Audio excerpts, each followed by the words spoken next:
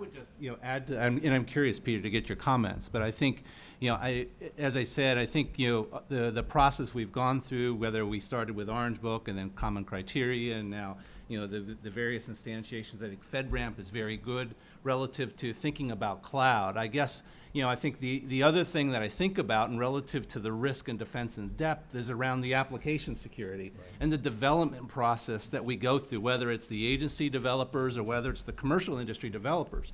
I mean, what is the software development lifecycle process? And if you look at the threat vectors today, it is actually through the applications themselves. And sort of, how do we assess that risk? Is it market driven? Is there a particular process? And I think that's another area where there's going to continue to be innovation and focus, but something that customers clearly need to be thinking about relative to the fortitude that that particular vendor, that contractor, or others are using in the development of the solutions, and solutions that are now going to reside in a cloud, which further exposes that.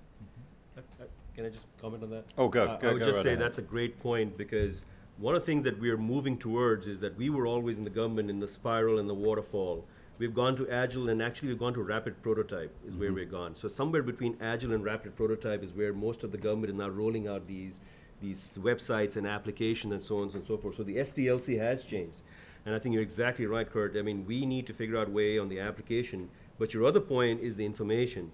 Information is really where the government has had some issues where data classification is becoming in. So we're looking forward to the President's new announcement on the CUI, the Control Unclassified Information, as a common normalized standard.